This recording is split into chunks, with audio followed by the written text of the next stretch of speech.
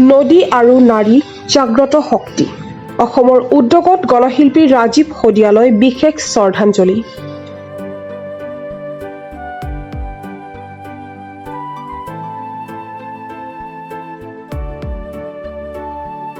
যোৰহাট জিলাৰ বৰুৱা চাৰিআলিত অনুষ্ঠিত হয় এই গাম্ভীৰ্যপূৰ্ণ অনুষ্ঠানটি।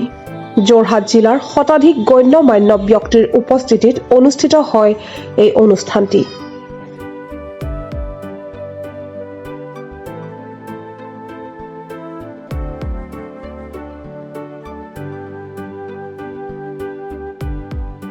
নদী আৰু নাৰী জাগ্ৰত শক্তি। অসমৰ যোৰহাট জিলাৰ উদ্যোগত আৰু কেন্দ্ৰীয় সমিতিৰ বিশেষ সহযোগত গণশিল্পী ৰাজীৱ শদিয়ালৈ শ্ৰদ্ধাঞ্জলি জনোৱাৰ এক বিশেষ অনুষ্ঠান অনুষ্ঠিত হয়। ভোগালী বিহুৰ আনন্দৰ মাজতে ৰাজ্যবাসীৰ বাবে আহিছিল এটা দুখজনক খবৰ। ৰাজ্যৰ ভিন্ন প্ৰান্তত অনুষ্ঠিত হৈছে প্ৰয়াত ৰাজীৱ শদিয়ালৈ শ্ৰদ্ধাঞ্জলি জনোৱাৰ অনুষ্ঠান। ঠিক তেনেদৰে আজি যোৰহাট জিলাৰ মাজমজিয়াত বৰুৱা চাৰিআলিত নদী আৰু নাৰী জাগ্ৰত শক্তি অসমৰ যোৰহাট জিলাৰ উদ্যোগত আৰু কেন্দ্ৰীয় সমিতিৰ বিশেষ সহযোগত গণশিল্পীগৰাকীলৈ শ্ৰদ্ধাঞ্জলি জনোৱাৰ এক অনুষ্ঠান অনুষ্ঠিত হয়। অনুষ্ঠানত কেন্দ্ৰীয় সভানেত্ৰী জন্মনী শইকীয়া বৰা, সম্পাদিকা মিতালী বুঢ়াগোহাঁই, যোৰহাট জিলাৰ সভানেত্ৰী প্লাবিতা শৰ্মা, সম্পাদিকা শিখামণি বৰা, পাৰ্থপ্ৰতিম বৰুৱা, জ্যোৎস্না বৰগোহাঁই, তৃষ্ণা বৰুৱা বিশেষ পদক্ষেপত আজিৰ এই শ্ৰদ্ধাঞ্জলি অনুষ্ঠানভাগ সফলভাৱে সম্পন্ন হৈ যায়। উল্লেখিত অনুষ্ঠানত সাংবাদিক অমৰ বৰুৱা, বিশিষ্ট ব্যৱসায়ী জয়ন্ত হাজৰিকা, আৰ্কিড বয় খ্যাত সমীৰ ৰয় আৰু জনপ্ৰিয় ফেচবুক গোট সপোনৰ পৰিধি অসমৰ মুখ্য প্ৰশাসক তথা প্ৰতিষ্ঠাপক বিকি নেওগ উপস্থিত থাকি বিশেষ সহযোগিতা আগবঢ়াই শিল্পীগৰাকীলৈ শ্ৰদ্ধাঞ্জলি জ্ঞাপন কৰে।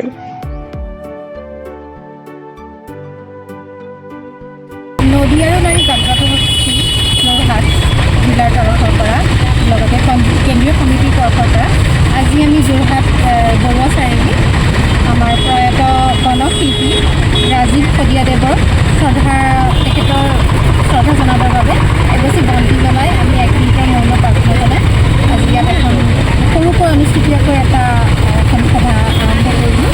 আৰু আমি আশা ৰাখিছোঁ অসমবাসীয়ে আমাৰ এইজন গণশিল্পীক যাতে ভৱিষ্যতলৈ মনত ৰাখে, তেখেতৰ যি সৃষ্টিৰাজি সেই সৃষ্টিৰাজি যাতে আমাৰ মাজত সদায় জীৱিত হৈ থাকে, তাৰ বাবে যেন প্ৰতিজন অসমীয়াই গুৰুত্ব দিয়ে আৰু সেই বস্তু আগত ৰাখি তেওঁৰ গীতসমূহক যাতে প্ৰচাৰ আৰু প্ৰসাৰৰ বাবে প্ৰচেষ্টা কৰে, তাৰ বাবে আমি আমাৰ নদী আৰু নাৰী জাগ্ৰত শক্তি অসম যোৰহাট জিলা আৰু কেন্দ্ৰীয় সমিতিৰ তৰফৰ পৰা আহ্বান জনাইছোঁ। ধন্যবাদ। নাৰী জাগ্ৰত শক্তি অসম যোৰহাট জিলাৰ সমিতিৰ উদ্যোগত আৰু কেন্দ্ৰীয় সমিতিৰ সহযোগত যি আমাৰ চৰকাৰৰ শদিয়া ডাঙৰীয়ালৈ শ্ৰদ্ধাঞ্জলি জ্ঞাপন কৰিলে আৰু আপোনালোককো অশেষ ধন্যবাদ জ্ঞাপন কৰিছোঁ। আপোনালোকেও আহি যিখন সহায় সহযোগিতা আগবঢ়ালে।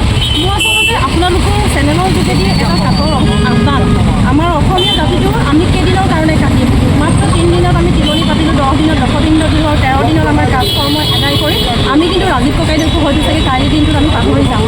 কিন্তু খুব দুৰ্ভাগ্যৰ কথা, খুব দুখৰ আৰু পৰিতাপৰ কথা, আমাৰ আচলতে যিসকল অসমীয়া জাতিটোৱে বাৰু আমি তেখেতক কিমান মনে প্ৰাণে ভাল পাওঁ, সেইখিনি আমি আমাৰ তেখেতৰ কৰ্মৰাজিৰ বিষয়ে গ'ল আমি দেখুৱাই দিছোঁ আমাৰ অসমীয়াসকলে। কিন্তু এটা আচলতে খুব দুখ লগা বিষয় আচলতে ক'ব নাপায়, তথাপিতো কৈছোঁ, আমাৰ নৱপ্ৰজন্মক যিবোৰ উশৃংখলৰ মাজলৈ লৈ গৈ আছে আচলতে, সেইসমূহ গায়ক গায়িকাকে আচলতে আমি আজি আঁকোৱালি লৈছোঁ।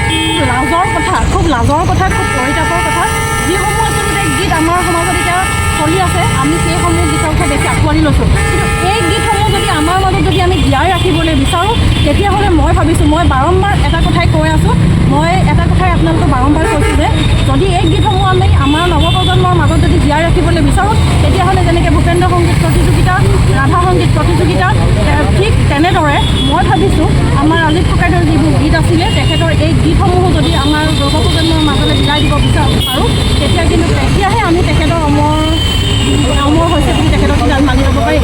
কিন্তু আমাৰ অসমীয়াটো আৰু 13 দিনতে আমি সমাপ্ত কৰিম। আমি কেইদিনৰ কাৰণে কান্দিম, তেখেতৰ মাত্ৰ 2 দিনৰ কাৰণে। কিন্তু তেখেতৰ যিসমূহ গীত আছিলে সেই গীতসমূহ জীয়াই ৰাখিবলৈ হ'লে আমি আমাৰ নৱপ্ৰজন্মৰ মাজত আমি কৰ্মশালাৰ সৃষ্টি কৰিব লাগিব।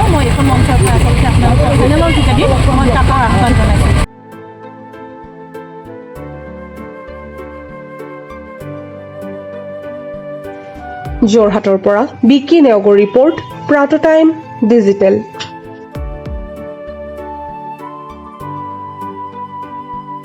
অসমৰ সংবাদ জগতখনৰ বাবে এক সুখবৰ। নৰূপ নসাজেৰে প্ৰায় ৩০ বছৰীয়া অভিজ্ঞতা পুষ্ট সাপ্তাহিক কবচ পুনৰ এবাৰ ৰাজ্যৰ মাজলৈ। স্বত্বাধিকাৰী প্ৰণীতা কলিতাৰ দ্বাৰা প্ৰকাশিত আৰু অমৰজ্যোতি প্ৰিণ্টাৰ্ছ, গুৱাহাটী কমাৰ্চ কলেজৰ বিপৰীত ফালে মুদ্ৰিত। আমাৰ ঠিকনা মুখ্য কাৰ্যালয় অসম ফৰেষ্ট স্কুল, হৰি মন্দিৰ পথ, গুৱাহাটী আৰু অস্থায়ী কাৰ্যালয় কলিতা মাৰ্কেট, বিজয়নগৰ, কামৰূপ, অসম। মোবাইল নং 9435114666 আৰু 7002472813। Mail ID probhatiahom@gmail.com।